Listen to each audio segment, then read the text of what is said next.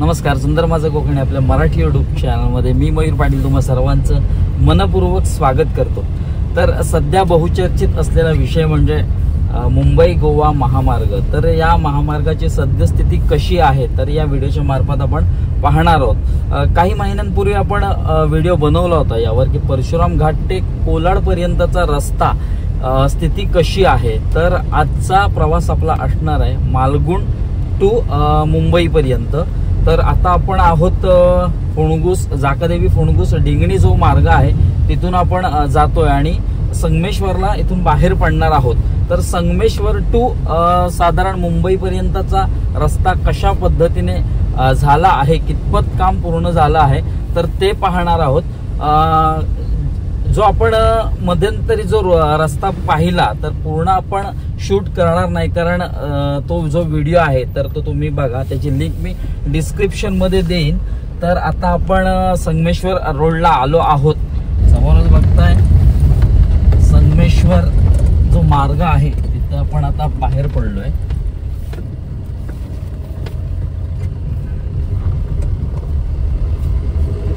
तर मागच्या साईडला 3 किलोमीटर अंतरावर संगमेश्वर बाजारपेठ आहे आणि या बाजूला समोर आपण आता मुंबईच्या दिशेने प्रवास करतोय। काही दिवसांपूर्वी मी इथून प्रवास केला होता तेव्हा ज्या रस्त्याने आपण जातोय तर तो रस्ता चालू नव्हता, पण आता चालू झालेला आहे। पुन्हा इथे एकेरी वाहतूक चालू होते।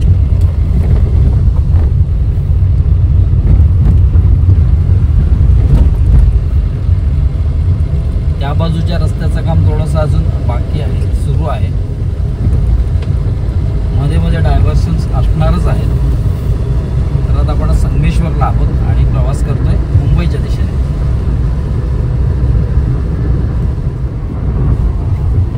तर आता आपण संगमेश्वर रेल्वे स्थानकाजवळ आलेलो आहोत। वरच्या बाजूला डाव्या बाजूला संगमेश्वर रेल्वे स्थानक आहे।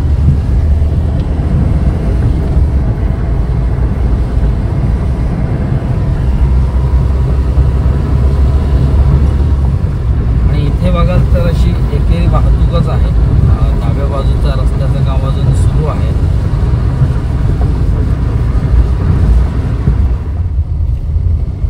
तर थोडंसं पुढे आलं की रस्त्याची अवस्था जरा वाईटच आहे।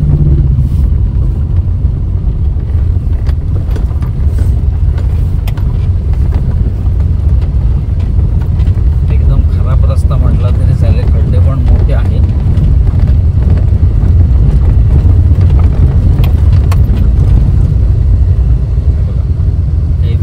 देखील येत आहेत बघा, आणि हा तो छोटासाच पॅच आहे। पुन्हा एक डांबरी रस्ता सुरू झालाय।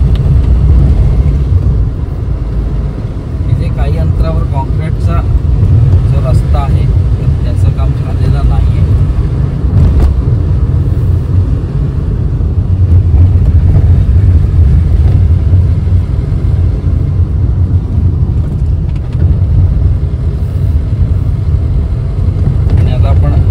आलो आहोत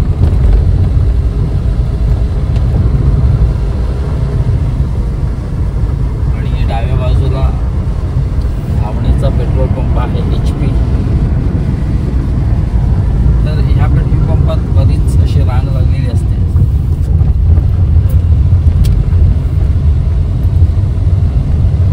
नाही ते एकेरी वाहतूकच आहे अजून। तर आता आपण कडबईच्या इथे आलो आहोत। तुरळ आहे एरिया हा, आणि उजव्या बाजूला आतमध्ये कडबई गाव आहे। तर इथे देखील एकेरी वाहतूकच आहे। उजव्या बाजूला रस्त्याचं काम अजून खूप बाकी आहे, पण रस्ता चांगला आहे। तर आता आपण आरवलीत आलेलो आहोत आणि उजव्या बाजूला गरम पाण्याची कुंड देखील आहेत। वरून ब्रिज झालाय आणि जो आरवलीत किंवा मागजनला जो रस्ता जातो तो डाव्या बाजून खालच्या बाजूने जातो। डाव्या बाजूला जुना पूल देखील आहे, जुना रस्ता, आणि हा नवीन ब्रिज आहे.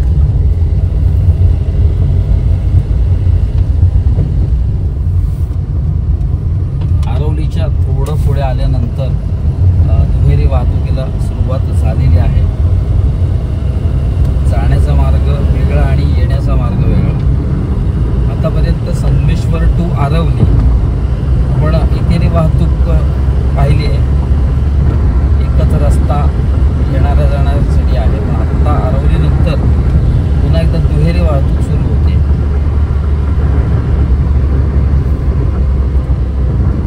तर इथं टोल प्लाझा देखील आहे.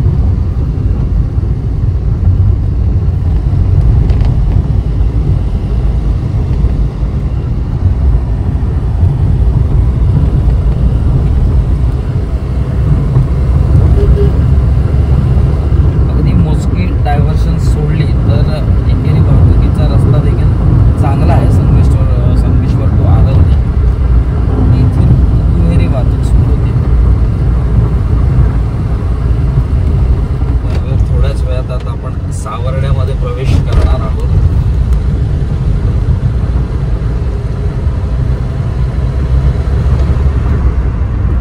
आता जो आपला प्रवास आहे तर तो जून महिन्यातला आहे. आज 10 तारीख आहे, 10 जून 2024. म्हणजे पावसाळा ऑलमोस्ट सुरू झालाय. सकाळी निघालो ते खूप पाऊस होता, पण आता थोडी पावसाने उसंत घेतली आहे. आणि पहिला जो व्हिडिओ आपण शूट केला तर तो उन्हाळ्यामधला होता, आणि आता आपण जो व्हिडिओ शूट करतोय तो पावसाळ्यामधला आहे. अर्थातच पाऊस थोडा थांबला आहे. सावर्डा लागायच्या आधी थोडासा पॅच खराब आहे, जास्त नाही पण छोटासा पॅच खराब आहे. बाकी ऑलमोस्ट रोड चांगला आहे.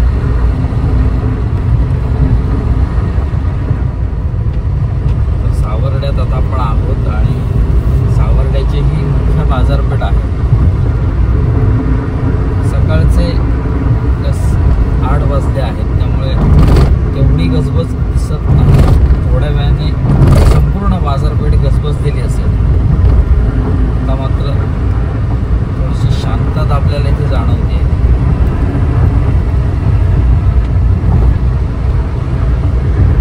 ते देखील कळलं नाही, कारण रोडची स्थिती अत्यंत चांगल्या पद्धतीचा रोड करण्यात आलेला आहे. इथं थोडं बघायला गेलं तर अजून थोडंसं काम बाकी आहे. पण संगमेश्वर टू चिपळूण हा प्रवास छान पद्धतीने झाला आहे. आणि हे आहे चिपळूण. अर्थातच चिपळूण सिटी डाव्या बाजूला आतमध्ये राहिली आणि आता आपण हायवेने प्रवास करतोय. कालांतराने ह्या रोडचं देखील काम होईलच. तर इथे ब्रिज बांधण्यात येणार आहे. समोरच उजव्या साईडला बघा ब्रिजचे पिलर देखील आहेत.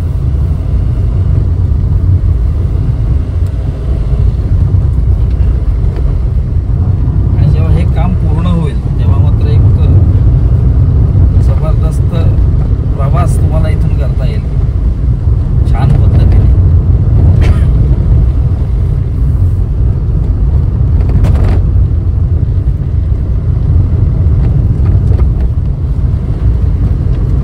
तर बघा पिलरचं तर काम पूर्ण झालेलं आहे, फक्त ब्रिज बनायचं आहे. तर अजूनही आपण चिपळूणमध्येच आहोत.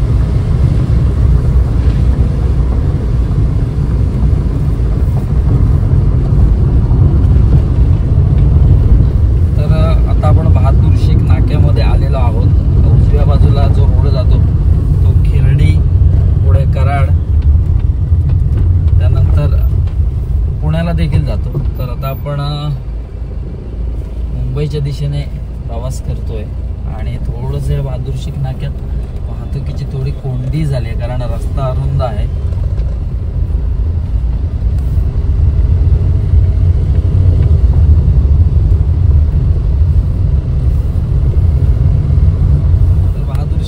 थोडा पुढे आल्यावर ब्रिज आहे, तर ब्रिजवरून दुहेरी वाहतूक पुन्हा सुरू होते.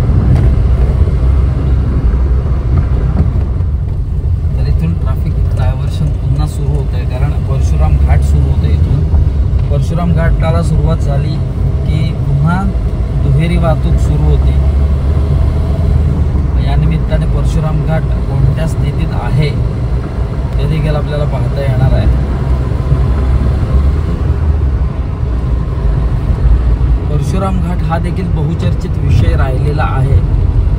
मागे आपण इथून गेलो होतो तेव्हा यावर रील्स बनवली होती.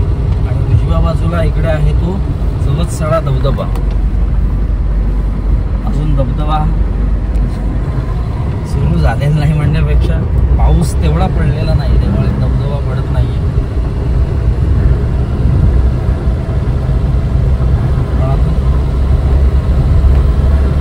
एक परशुराम घाट हा देखील सुस्थितीत आहे, कारण मागे मी गेलो होतो पूर्णपणे काम त्याचं झालेलं आहे.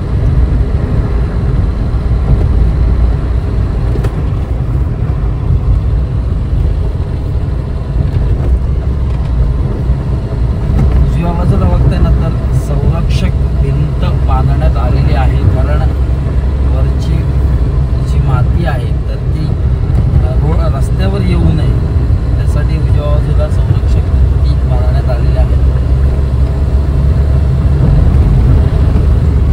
आता ते कितपत माती थोपवत आहेत किंवा जो वरनं येणारा जो बांध आहे तो कितपत थोपवण्याचं काम करतायत या भिंती ते कालांतराने कळेलच. पण अजून तरी अशी कोणतीही दरड कोसळण्याचा संभव इथे दिसत नाही. तर समोरच आपण बघतोय की परशुराम घाट आहे आणि घाटामध्ये आपण थोडंसं थांबलेलो आहोत, कारण जे आपल्या डाव्या बाजूला जे वाशिष्ठी नदीचं विहंगम दृश्य आहे ना तर ते टिपण्यासाठी आपण थांबलेलो आहोत.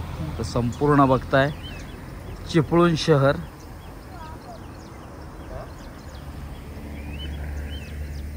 आणि ही समोरची वाशिष्ठी नदी. थोडासा आपला 10 मिनिटाचा स्टॉप झाला, चहा वगैरे घेतलेली आणि त्यानंतर पुन्हा आपण मार्गस्थ झालो मुंबईच्या दिशेने. तर तसं बघायला गेलं तर परशुराम घाट सुस्थितीत आहे आणि उजव्या बाजूला परशुरामांचं मंदिर आहे, ज्यांनी कोकण भूमीची निर्मिती केली. कोकण भूमीचे जनक आपण त्यांना म्हणू शकतो. तर ते उजव्या बाजूला जो रस्ता गेलाय तर तिकडे त्यांचं मंदिर आहे. तर आता आपण परशुराम घाट क्रॉस करून पुढे निघालो आहोत. पहिलं कसं व्हायचं, जेव्हा जुना हायवे होता तेव्हा परशुराम घाट कधी जातोय असं व्हायचं, पण आता परशुराम घाट कधी गेला हे देखील आपल्याला कळलं नाही. आता पुढे येते लोटे, पीर लोटे, अत्यंत छान पद्धतीने हे रोड बनवले आहेत. म्हणजे प्रवास कधी होतो हे देखील कळत नाही. रोड चांगला दिसला म्हणून ॲक्सिलेटरवर जास्त पाय जायला देऊ नका, कारण सुरक्षित ड्रायव्हिंग हे महत्त्वाचे आहे. सुरक्षित आपण घराच्या बाहेर पडायचं आणि सुरक्षित घरामध्ये देखील यायचं. तर इथे एवढे बदल झालेले आहेत की कोणता एरिया कधी येतो हेच कळत नाही. तर हा रस्ता बघा, पूर्वीचा रस्ता वेगळा होता, म्हणजे पूर्णपणे कायापालट झालेला आपल्याला बघायला मिळतो.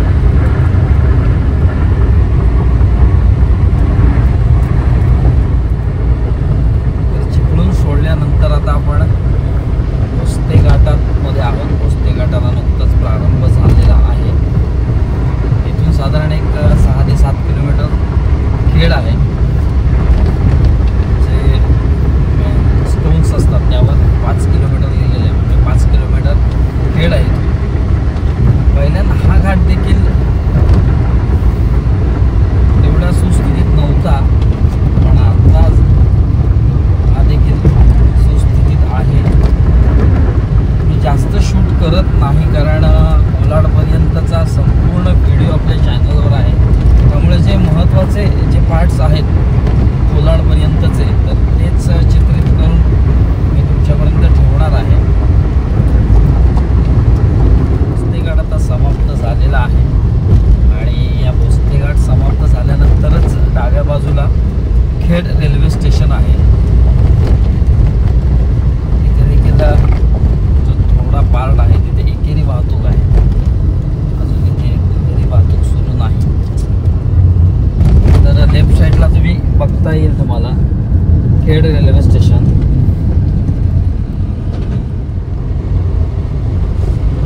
तर थोडंसं पुढे आल्यानंतर एकेरी वाहतूकच आहे, त्यामुळे सावकाश या, कारण इथे वाहनांची याचा सुरू असते. कसं असतं, जिथे शहर असतं तर मोस्टली तिथे वाहनं मोठ्या प्रमाणात येत जात असतात.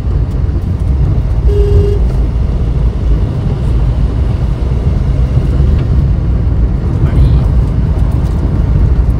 हा जो ब्रिज आहे तो नव्याने बांधण्यात आलेला आहे.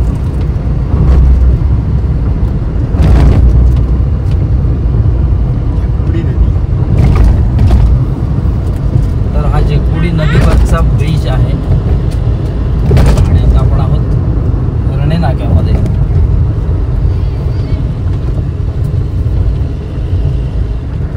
आणि समोरच बघताय दिवाण कोठी हा परिसर आहे, रेल्वे स्टेशन आहे आणि समोरूनच ब्रिजवरून रेल्वे जाते बघा, कोकण रेल्वे.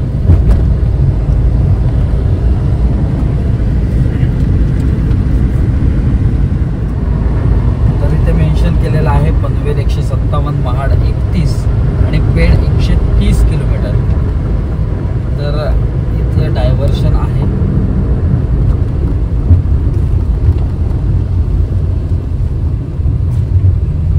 डायव्हर्शन म्हणण्यापेक्षा आता आपण कशेडी बोगद्यातून जाणार आहोत. समोर बघताय हा जुना कशेडी घाट मार्ग आहे आणि इथे हा बोगदा सुरू आहे, त्यामुळे आता आपण इथून जातो.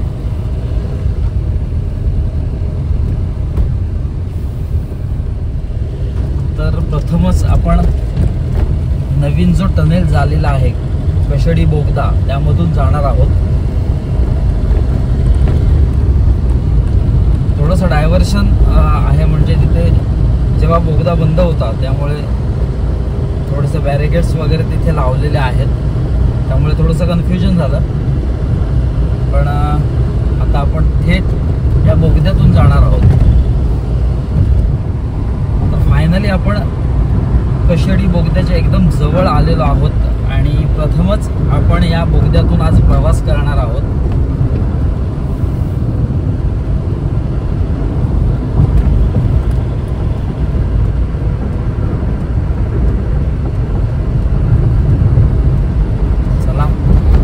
बोगद्यात आपण प्रवेश केलेला आहे.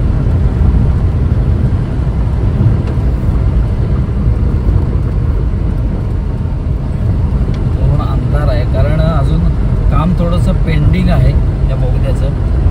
जेव्हा काम पूर्णत्वात जाईल तेव्हा लाईट्स वगैरे लागलेले असतील, त्यामुळे इथून येताना जरा सावकाश या.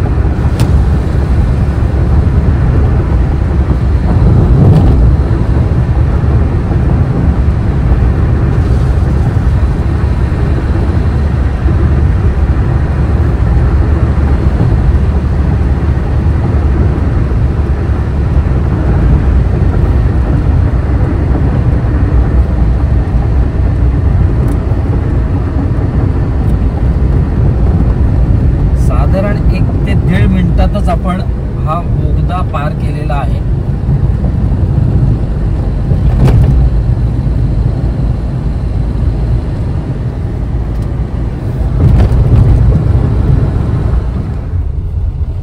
आणि आता आपण जुन्या घाटात पुन्हा प्रवेश केलेला आहे.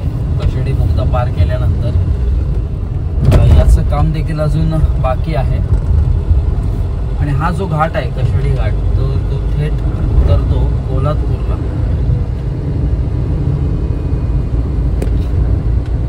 जुना हायवे असल्यामुळे थोडं सावकाश आहे.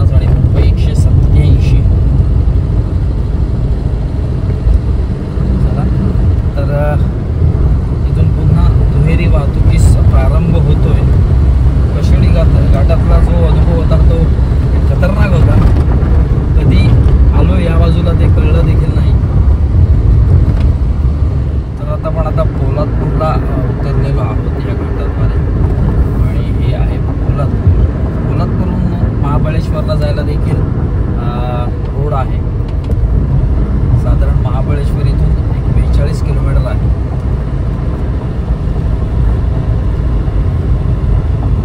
जर तुम्ही डावीकडून खाली गेलात तर पोलादपूरकडून महाबळेश्वरकडे जायला आहे आणि इथून आपण वरचा ब्रिज घेतलात तर तुम्ही थेट खाली न जाता तुम्ही सरळ जा. पोलादपूर सिरो येथील वरचं ब्रिज बघा.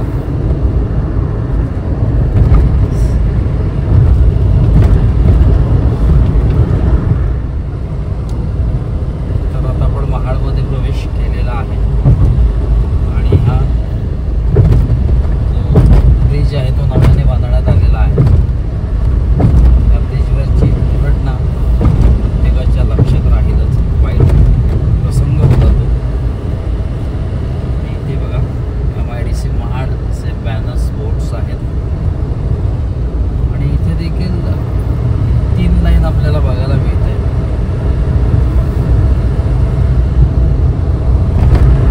आणि रोड खूपच छान आहे. प्रवास करताना खूपच मजा येते.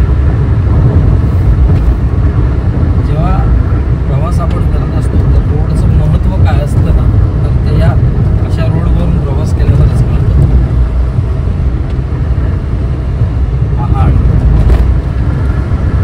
आपण माणगावला आलो आहोत. ही माणगावची मुख्य बाजारपेठ आहे. इथे सिंगल रोड आहे मुळे अरुंद रस्ता असल्यामुळे थोडंसं आपल्याला सावकाश जावं लागणार आहे आणि तुम्ही देखील इथून आलात तर सावकाश या. थोडंसं आता वाहनांची ये जा सुरू आहे.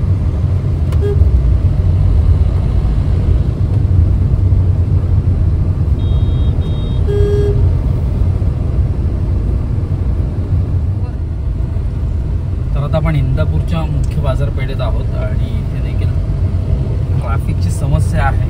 इंदापूर माणगाव हा बायपास प्रस्तावित आहे तर त्याचं काम देखील अजून व्हायचं आहे. तोपर्यंत हा जो मुख्य जो रस्ता आहे किंवा जो जुना हायवे आहे त्याचाच वापर सध्या तरी आपल्याला करावा लागणार आहे. होतंय काय, रस्ता अरुंद असल्यामुळे थोडंसं ट्रॅफिक होतंय. पण असो तेवढं देखील ट्रॅफिक नाही आहे आणि थोडंसं पुढे आल्यावर पुन्हा दुहेरी वाहतूक सुरू होते.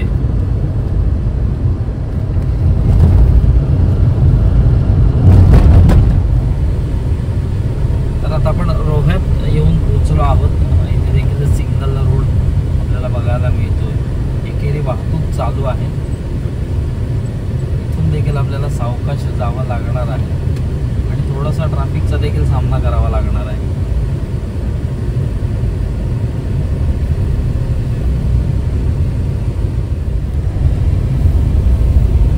तर रोहामधला जो हा रस्ता आहे खड्डे पडले, येताना सावकाश या. थोडीशी गाडी हलत डुलत आपल्याला चालवावी लागेल. तर आता इथे आपण जिथे पालीकडे रस्ता जातो तिथे आहोत वाकड फाट्यावर आणि इथून इथपर्यंत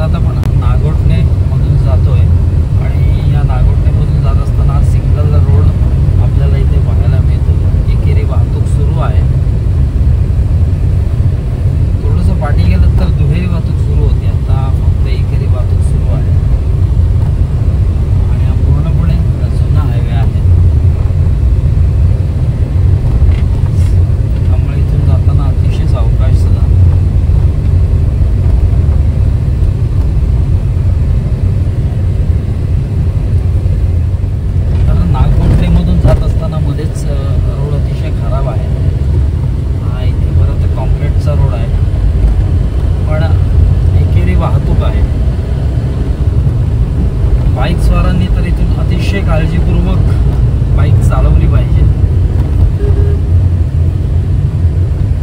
हा बघा, हा पूर्ण बॅच खराब आहे, त्यामुळे जाताना अतिशय सावकाश जा.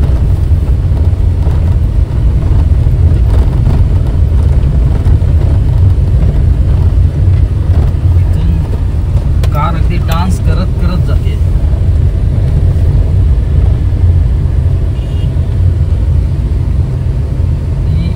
डस्ट पण खूप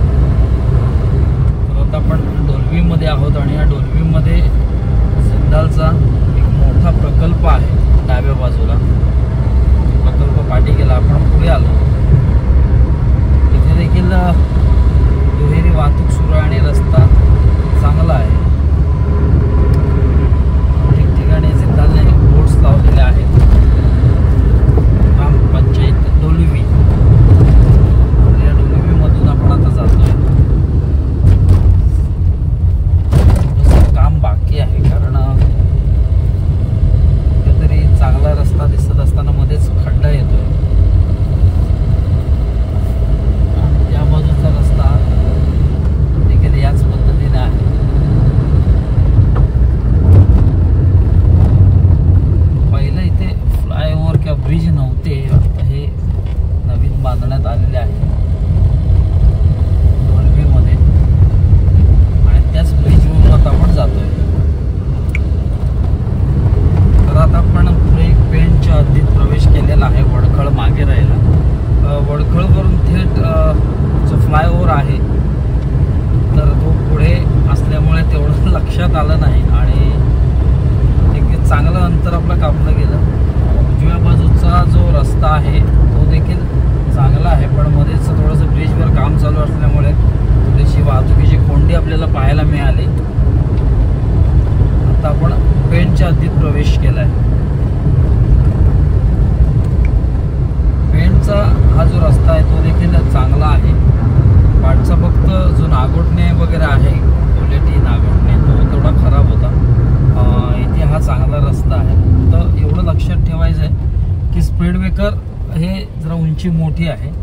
अचानक समोर येतात त्यावर म्हणजे जे व्हाईट जे आपले ते दर्शक असतात ते पेंट न केल्यामुळे थोडंसं पटकन आपल्याला दिसत नाही आणि झटकन ते पुढे येतात, त्यामुळे गाडी आपटण्याची शक्यता असते. सावकाश जा, म्हणजे जिथे सिटी किंवा शहर असेल तिथून जर रस्ता गेला असेल तर स्पीड ब्रेकर टाकण्यात आलेले आहेत. आणि ते आता कुठेही स्पीड ब्रेकर नाही आहे.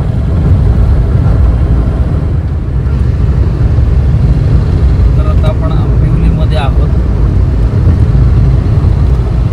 आंबिवलीचा हा देखील रस्ता दुहेरी वाहतूक इथे चालू आहे आणि रस्ता चांगला आहे. फक्त एक पुन्हा एकदा सांगू इच्छितो की स्पीड ब्रेकर आहेत आणि आजूबाजूला इथे फळ विक्रेते देखील बसलेले आहेत आणि स्पीड ब्रेकर देखील तेवढ्याच उंचीचे आहेत. गोविर्ले बस थांबा, एसटीचा थांबा आहे गोविर्ले. आणि बघा फळ विक्रेते बघा किती आहेत. तर आता आपलं लोकेशन आहे खारपाडा. एक ब्रिज आहे, ब्रिजवरून आपण जातोय.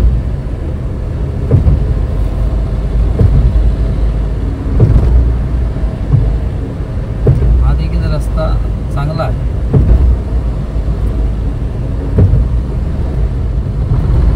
तसं बघायचं झालं तर पेणपासून पुढे जो रस्ता आहे ना तो चांगला आहे. नागोठणे वगैरे आहे तो थोडासा खराब आहे रस्ता. इथे देखील दुहेरी वाहतूक आहे.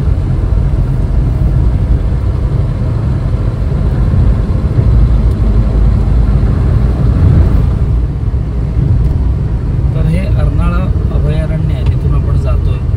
पहिला जर बघायला गेला जुना हायवे तर तो सिंगल हायवे होता, पण आता इथे दुहेरी वाहतूक सुरू आहे आणि खरंच एक झटकन किंवा पटकन अंतर कापण्यात हे फायदेशीर आहे. आणि आपण आपला प्रवास कसा होतोय ते आपल्याला देखील कळत नाही, कारण मध्ये जर पॅच सोडले तर बाकीचा ओव्हरऑल रस्ता चांगला आहे. आणि इथे एक क्षणभर विश्रांती, इथे काही वर्षापूर्वी मी जेवलो होतो, पण आता खूप वर्षांनी या मुंबई गोवा हायवेने अर्थातच मुंबईपर्यंतचा प्रवास खूप वर्षांनी करतो आणि हा एक वेगळा कायापालट माझ्या दृष्टीस पडतोय. तर फायनली आपण पनवेलमध्ये प्रवेश केला आहे. त्या बाजूचा रस्ता देखील म्हणजे जो कोकणकडे रस्ता जातोय अर्थातच रत्नागिरीकडे तो देखील चांगला आहे त्या बाजूचा आणि ह्या बाजूचा देखील चांगला आहे. मधला काही पॅच सोडला तर मात्र ओव्हरऑल रस्ता चांगला आहे.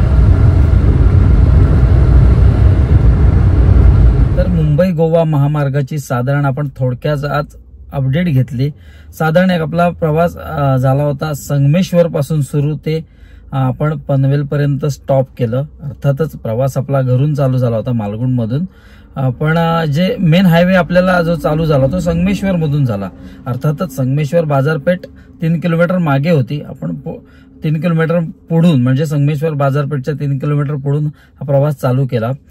मागचा जो आपण जो व्हिडिओ बनवला तर तो चिपळूण ते कोलाडपर्यंतचा रस्ता दाखवला, त्या पुढचा रस्ता आपण दाखवला नव्हता. तर या व्हिडिओच्या मार्फत तो देखील कव्हर केला आणि मी देखील हायवे झाल्यानंतर पहिल्यांदाच या महामार्गावरून प्रवास केला. जेव्हा जुना हायवे होता तेव्हा बऱ्याच वेळा माझं मुंबईत येणं जाणं असायचं, पण आता नवीन जेव्हा हा रस्ता झालाय तेव्हा मात्र मी हा पहिल्यांदाच आलो. तसं बघायला गेलं तर आपण सकाळी 6 वाजता घरून निघालो आणि पनवेलला आपण साधारण 11 वाजता पोहोचलो. साधारण आपण 80च्या स्पीडने पोहोचलो. तेवढी रश नव्हती, गाड्यांची रश नव्हती. थोडक्यात म्हणजे ट्रॅफिक नाही मिळालं आपल्याला. मध्येच इंदापूर, माणगाव तिथे थोड्या प्रमाणात आपल्याला ट्रॅफिक मिळालं. तर बघायचं झालं ना तर आपण जेव्हा महामार्गावरून गाड्या चालवतो ना तर थोडा आपला ऍक्सिलेटरवरचा पाय कुठेतरी कमी आपण दिला पाहिजे, कारण 80च्या स्पीडने देखील आपण इच्छित स्थळी वेळेवर पोहोचू शकतो. आणि तसं बघायचं झालं तर कशेडी जो बोगदा चालू झालाय तर त्यामधून आपण पहिल्यांदाच प्रवास केला. साधारण 1 ते 1.5 मिनिटामध्येच हा बोगदा पार होतो आणि बरंचसं अंतर यामुळे कापलं जातं. नागोटणे किंवा कोलेटी या भागचा जो रस्ता आहे तो थोडा खराब आहे. तिथून थोडं स्ट्रगल करत आपल्याला यावं लागतं. बाकीचा रस्ता त्यापुढचा चांगला आहे. वडखळवरून जो फ्लायओव्हर झालाय त्यामुळे अंतर कधी कापलं जातं ते देखील कळत नाही. तसंच पेणची देखील स्थिती आहे. अगदी म्हणजे लगेचच दुसरं अंतर कापलं जातं. म्हणजे हे जे फ्लायओव्हर झालेत ते अत्यंत महत्वाची भूमिका बजावतात. असा होता आजचा ओव्हरऑल व्हिडिओ. साधारण संगमेश्वर टू पनवेल आज आपण हायवेची अपडेट घेतली, पण बऱ्यापैकी चांगला हा रस्ता आहे.